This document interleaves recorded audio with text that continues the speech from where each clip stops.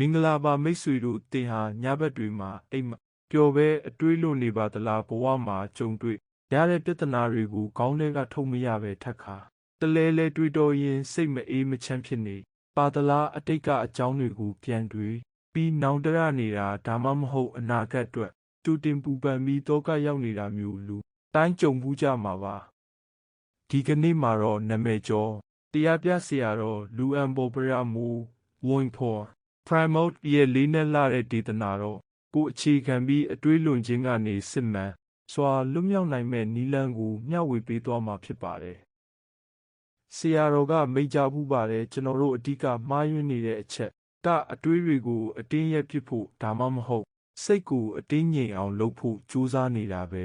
ဖြစ်ပါတယ်အတွေးကိုအတင်းရက်ဖို့ကြိုးစားလေစိတ်ကပိုပြီးပူလောင်ရှုပ်ထွေးလေဖြစ်လာတတ်ပါ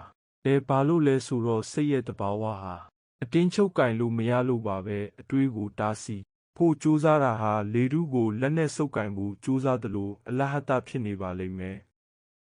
ဒါဆိုရင်အတွေးလွန်ခြင်းဒုက္ခကနေဘလို့လွတ်မြောက်မလဲဆရာတော်ပေးတဲ့လှုပ်ဝက်ချက်ကတော့အယမ်းကိုရိုးရှင်းပါတယ်အတွေးကိုရက်ဖို့လုံးဝမကြိုးစားပါနဲ့စိတ်ထဲမှာအတွေးတွေတောင်းကျမ်းနေတဲ့အခါအခုငါစိတ်ထဲမှာအတွေးလွန်နေပါလားဆိုတာကိုပဲသတိလေးနဲ့အသာအရာစောင့်ကြည့်လိုက်ပါစိတ်တူတာစိတ်ပြက်တာမျိုးမလုပ်ဘဲဘေးလူတယောက်လိုရိုးလေးပဲကြည့်နေပေးပါဆရာတော်ကလှပတဲ့ဥပမာတစ်ခုကိုလည်းမိတ်ကြားဖူးပါတဲ့အတွေးတွေကိုစောင့်ကြည့်တဲဆိုတာလမ်းဘေးကနေဖြတ်မောင်းသွားတဲ့ကားတွေကိုရက်ကြည့်နေတယ်လို့ပါပဲတင်ဟာ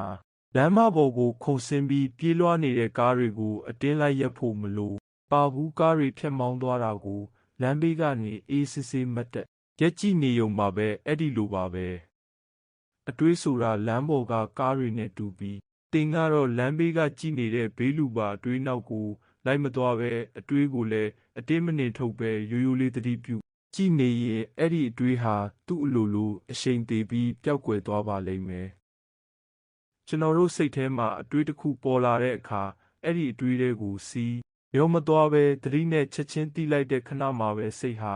အတွေးဒုက္ခတွေကနေအလိုရုံးထွက်ပြီးသားဖြစ်သွားပါတယ်။ဒါကိုတွေးတဲ့သူကနေတီးတဲ့သူဖြစ်လာတယ်လို့ခေါ်ပါတယ်။အတိညာဏ်နဲ့သတိရှိနေတဲ့စိတ်ဟာဘယ်တော့မှအတွေးလွန်ပြီးပူလောင်ခြင်းမရှိပါဘူး။ဘာကြောင့်လဲဆိုတော့အတွေးတွေအဆက်မပြတ်ဖြစ်နေရတာဟာကျွန်တော်တို့ကအဲ့ဒီအတွေးတွေကိုစိတ်ဝင်စားပြီးစွမ်းအင်တွေအာယုံတွေစက်တိုက်ကျွေးမွေးနေလို့ပဲဖြစ်ပါတယ်တတိနဲ့သာဖြတ်တောက်လိုက်ရင်အတွေးတွေဟာအာဟာရမရှိတော့ပဲသူ့အလိုရပ်တန့်သွားမှာဖြစ်ပါတယ်ဘဝရဲ့စိုးရိမ်ပူပန်မှုအလုံးဟာ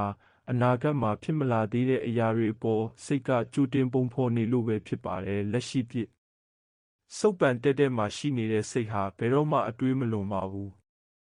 မိမိကိုယ်ကိုအတင်းအကျပ်ငြိမ်သက်အောင်လုပ်เสียမလိုပါဘူးစိတ်ကအတွေးလွန်ရင်အတွေးလွန်မှန်းသိပါစိတ်ပူရင်စိတ်ပူမှန်းသိပါဒီလိုမျိုးအစဉ်စဉ်တတိနဲ့စောင့်ကြည့်ခြင်းအပြင်တင်းရဲ့စိတ်ဟာအတင်းလို့ယူเสียမလိုပဲတဘာဝအတိုင်းငြင်းချမ်းသွားမှာဖြစ်ပါတယ်အတွေးဆိုတာတိမ်တိုက်တွေလိုပါပဲလာပြီးရင်ပြန်ပြောက်သွားမှာပါစိတ်ပူလောင်မှုတွေဝေးပြီးနှလုံးသားအင်းကြပါစေ